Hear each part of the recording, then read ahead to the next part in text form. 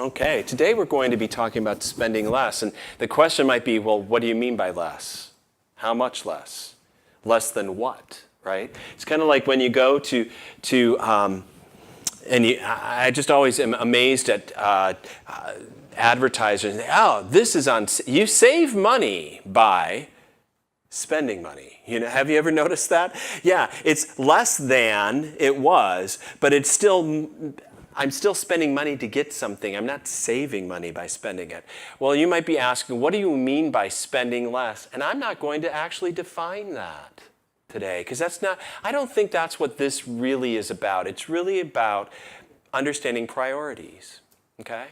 So we're going to be reading from the Gospel of Luke today, chapter 12, and we're going to be looking at a parable that Jesus tells in response to a request from him. Okay?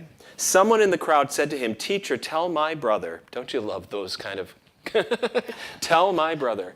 Mom, tell my, you get it already, right? Okay, so teacher, tell my brother to divide the inheritance with me. But he said to him, "Man, who made me a judge or arbitrator over you?"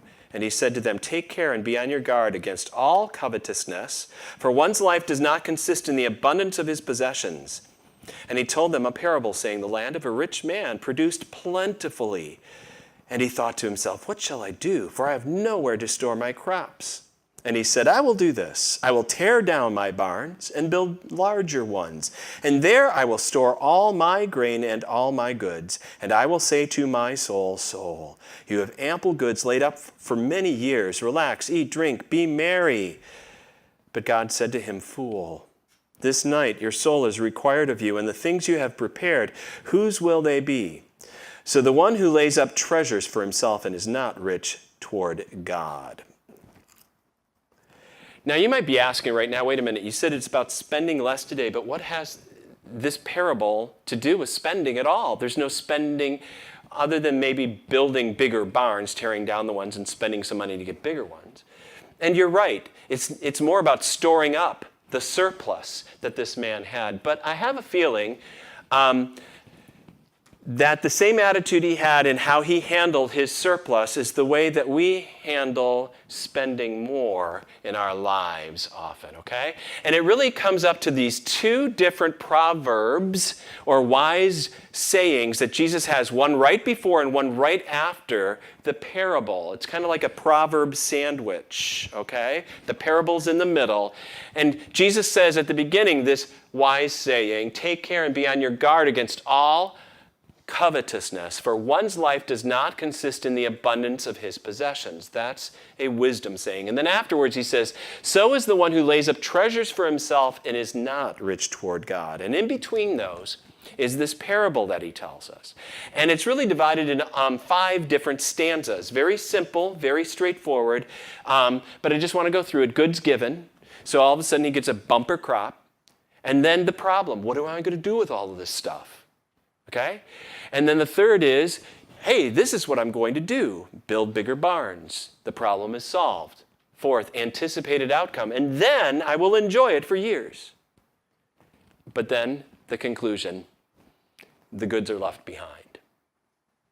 That's it. From this parable, I think we're going to learn 2 things. And if I don't offend you all today, I probably have missed what Jesus is talking about. Jesus says some harsh, hard things for all of us to hear. And I didn't write the New Testament. I would have probably found something a little more soft. But we're going to learn 2 things. How poorly money defines your life is the first one. And the second is how to be rich toward God. Okay? And I think in the end, you'll go like, yeah, this is the good life. This is what it means to be rich toward God.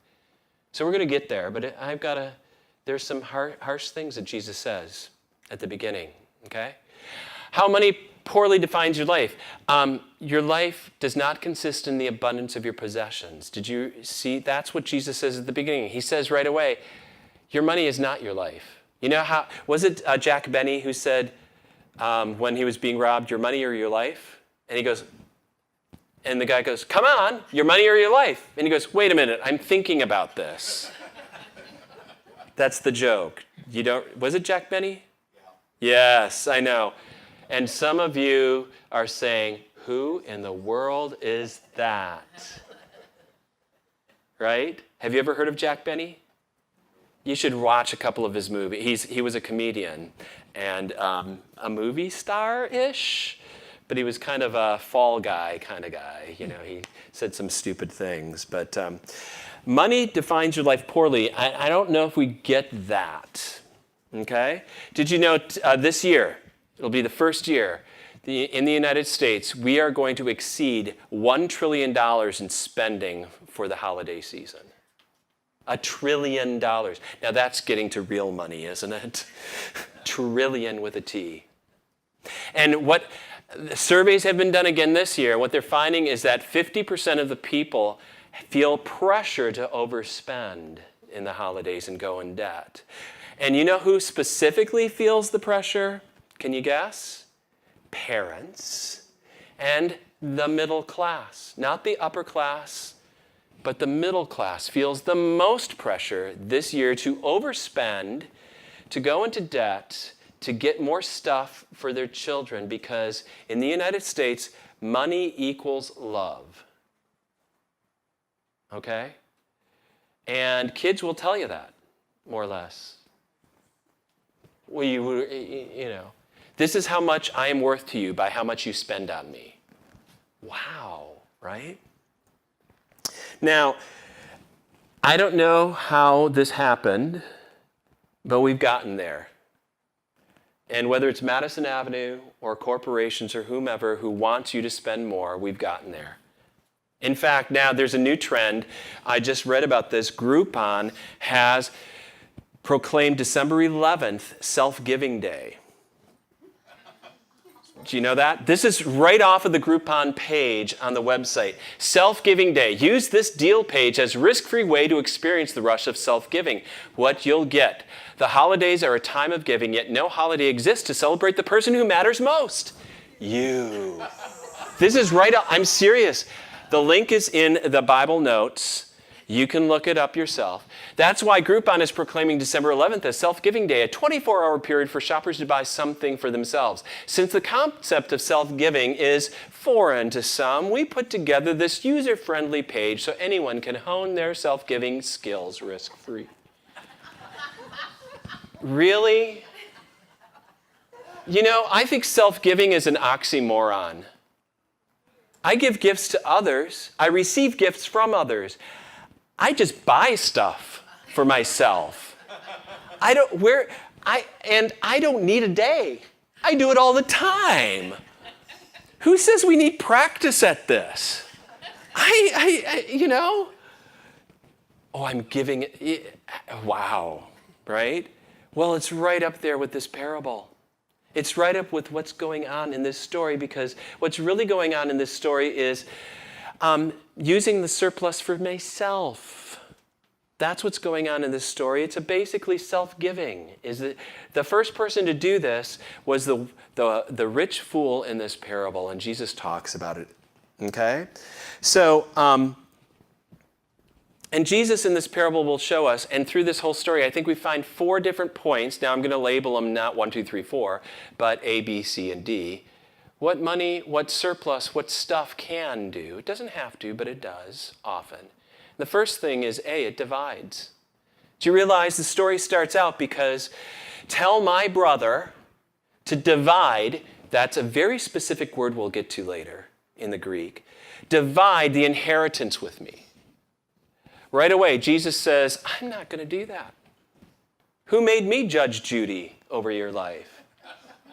Really? Now, I don't know if we realize the tragedy of what's going on there. This happened personally in my family, on my mom's side, 2 brothers. My grandma died, and one brother got into the house before the other. I think I've shared that before. Both of them were elders of their Christian churches, but they didn't speak to each other for a decade after that. Money divides. Already, there's disunity in this family, and Jesus is dealing with that. Now, what's fascinating is the flip side. The biblical narrative from beginning to end, especially in the Old Testament, it gives us the ideal relationship in family, in community, in relationships. Psalm 133 says it this way, "Behold, how good and pleasant it is when brothers dwell in unity." And we're not talking unity of a distance. We're talking actually dwell together. Do you understand? Family togetherness. That is, when we brothers inherit the property and wealth of our parents, we're going to live next to each other on the property and enjoy our families together. I know a lot of people will say, "Oh, I get along great with my sister. She lives in Minnesota." How about if she lived next door? The biblical model is that we are living together. Our families are intertwined. We are enjoying, and our relationships are strong.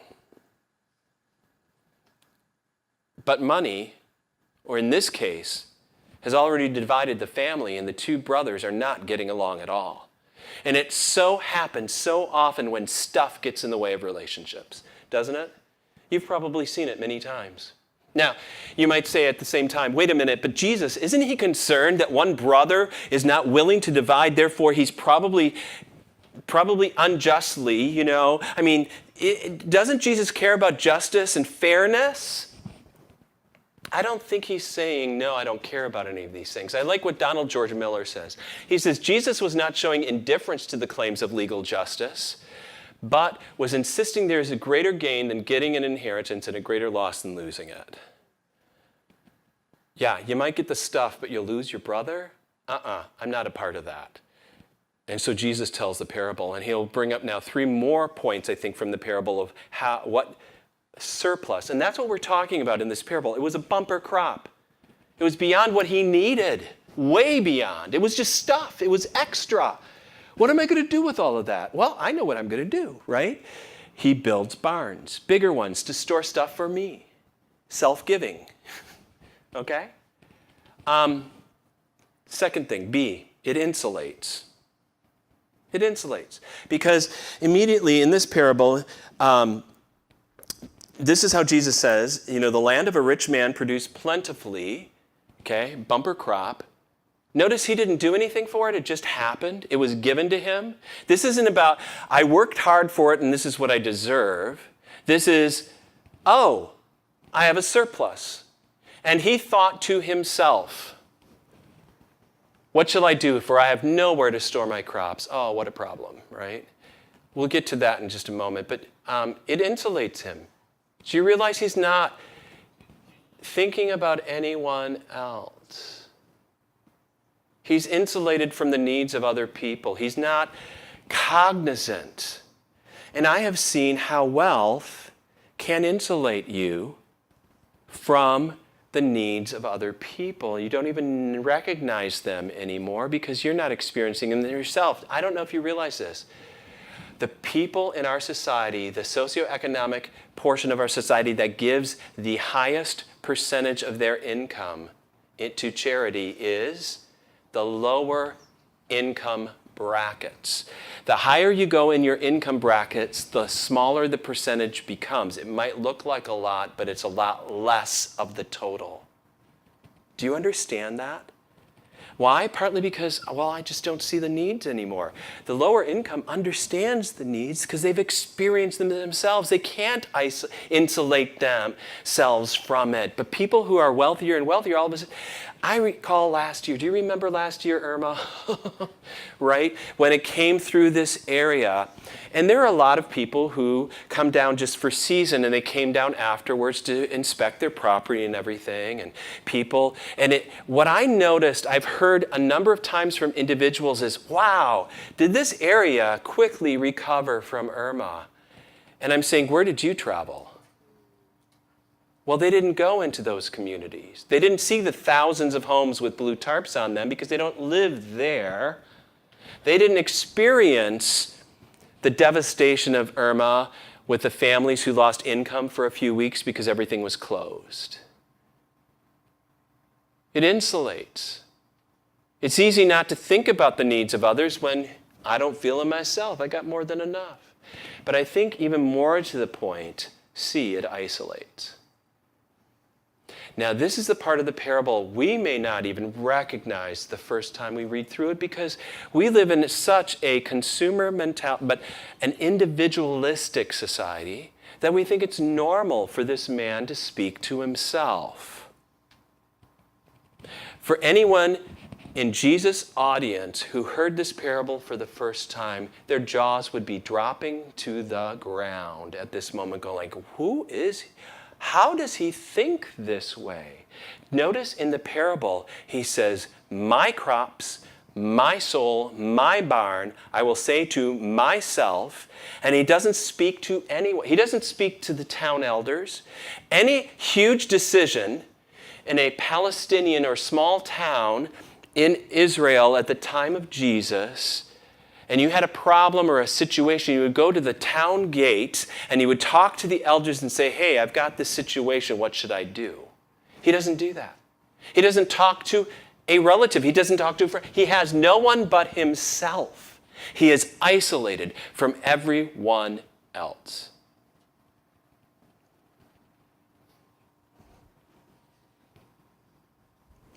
It's funny, isn't it? Not funny, ironic. How rampant loneliness is in a society of uber wealth. More houses, more house per person, less people today. More cars with one person driving them around. Few connections. So many people don't even know their neighbors because we drive into our communities, we open the automatic garage door, it closes, and we never leave the house, never connect to anyone near us. Our wealth has isolated us. We don't need each other, we think. I've got everything I need on my smartphone. If I need a question answered, I just ask Siri. Isn't that interesting? Finally, I think it devalues your life. This man didn't know what his life was worth. He didn't know who he was. He had no one to talk to. He is satisfied with himself, but Jesus says in this parable, or that God says to him, fool, which is a unique word as well in Greek. It means senseless, brainless. I mean, it's a pretty harsh word, but the dude isn't thinking straight. He does not understand his value as a human being or where that value is found. He has devalued his life and made it equal to the abundance of his possessions, and he's going to lose not only his possessions, but it says in this parable, tonight your soul is required of you. That's on loan too. That's a gift too. There's no part of your life that isn't a gift. Now, I've been amazed at times. I was teaching my leadership. I use them a lot, I guess. But I was teaching my leadership class, 32 students, and we were talking about privilege in class, because the book talks about it, of how it's not equal. I don't know if you realize that in life. And I told them in this classroom of 32 students, I'm the most privileged person here. I know I am. My parents stayed married. I grew up in a house that valued education. I had everything that I needed. I was, born to succeed. I never had a door. I never felt like I went anywhere where I didn't belong or I was looked at as suspicious. Do you understand what I mean? I don't go into a store and I think they're watching me to see if I'm going to steal something. I'm basically presumed innocent.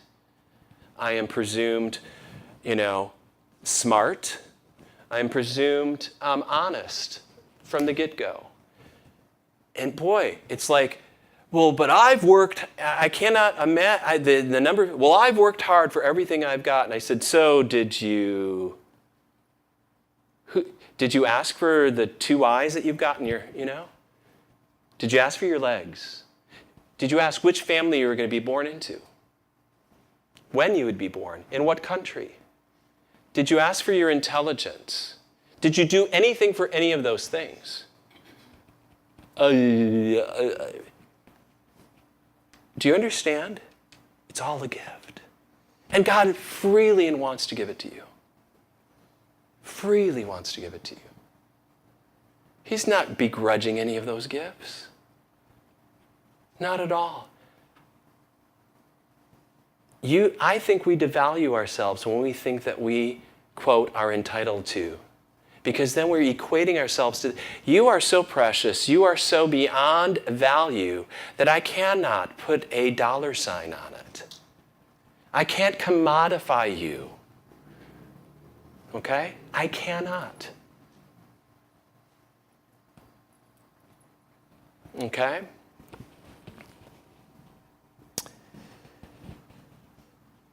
How do we become rich toward God?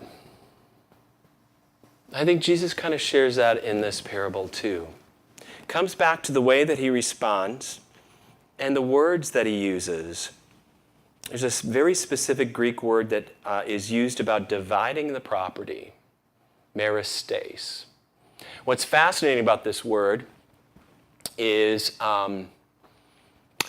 Luke didn't have to use this Greek word. There's a number of others that are more common, but it's so close to another word, mesetes, which means reconciler or mediator. And Jesus basically said, you need to know who Jesus really is. To really know how to be rich toward God, you got to know who Jesus is and what he came for. Okay? And Jesus basically, I didn't come to divide money between you. I didn't come to play the Judge Judy game with you. What he did come is to be your mediator, your reconciler. Because what he came to do, no amount of rules and laws could accomplish. What he came to do cannot be solved by giving you more stuff. What he came to do wasn't something that you could invent. What he came to do was something you were not entitled to. Hebrews chapter 9 uses that same word mesetes to explain what Jesus came to do. It says, therefore, he is the mediator, that's that word right there, of a new covenant, so that those who are called may receive the promised eternal inheritance, since a death has occurred that redeems them from transgressions committed under the first covenant. To be rich toward God, you need to see that Jesus is your mediator and he does something that you couldn't do for yourself. Do you realize Christmas is the story that is so radical that says the problem this world faces cannot be solved by economics. The problem this world faces cannot be solved by technology. The problem this world faces cannot be solved by human ingenuity. It's so big, I have to step in and do it. And you are so loved, I want to step in and do it.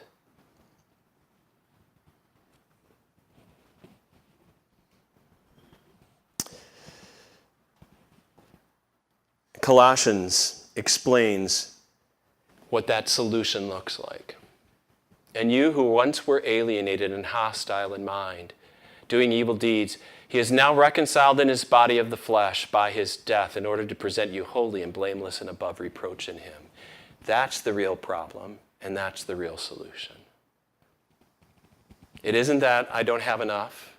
It isn't that I'm a little deficient. It isn't that I don't understand. It is that I have been hostile, that I have been alienated, and I need to be reconciled. I need a mediator.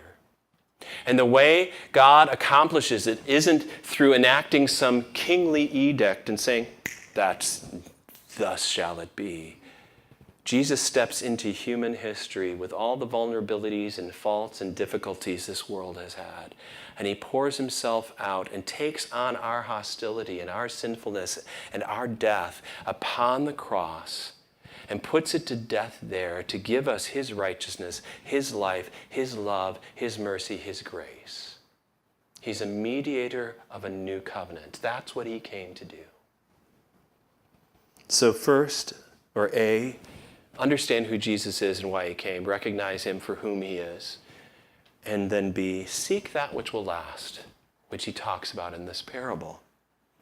You know, Everything that the fool was looking for, what this brother was looking for, were things that were temporary. They don't last. Even his soul was something that was on loan in this parable, right? It's something he couldn't claim that I can have whenever I want. But Jesus says, right after this parable, something that's fascinating. He says, do not seek what to eat or drink, or nor be worried, for all the nations of the world seek these things, and your Father knows you need them. Instead, seek his kingdom, the eternal, the thing that's going to last, and all these things will be added to you. Seek that which is going to last forever, that you cannot have taken away from you. God's kingdom, his reign, his way in your life, that you are under his kingly reign. We're doing in this Hebrews group that meets on Thursday nights at Palm City Brewery. We started a series of just little devotions from the Bible app on Romans 8 by Timothy Keller. And in it, he talks about the fact that, you know what? There is no way that there is any condemnation towards you anymore. You've got something that cannot be taken away from you. The eternal. What God has for you. That's the thing to seek and to be focused upon.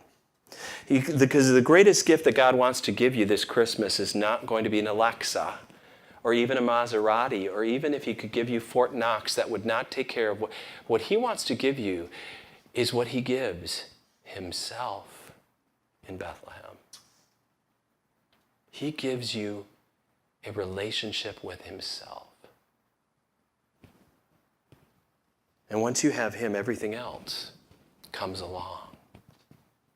And I think to be rich toward God as well, Jesus would say, know the purpose of surplus. We're talking about surplus in this parable. We're not talking about this guy was going to starve to death or he didn't have enough to eat. He already was rich, and he had then a bumper crop on top of that. So what do I do with this?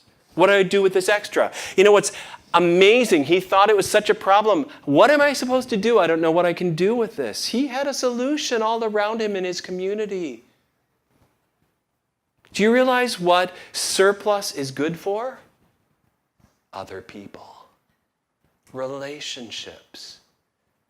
Instead of using people to get stuff, how about using your stuff for the sake of people? Huh? Using stuff for the sake of people. This is what Jesus says in Luke 16. I tell you, make friends for yourself by means of unrighteous wealth, so that when it fails, they may receive you into eternal dwellings. I love that. Jesus is basically saying, hey, you know what money and property and everything that you possess is really good for? Friends, relationships, other people, serving, giving. Wealth is to serve your relationships, not to cut them off. And wealth can be a wonderful way to do that. Use your wealth beyond your need for the sake of other people, and you'd be amazed at how wealthy your life is, because finally you get to appreciate what true wealth is. And true wealth is relationships. The abundant life is found in relationships, something that seems to not be appreciated in our nomadic culture often, but is absolutely true.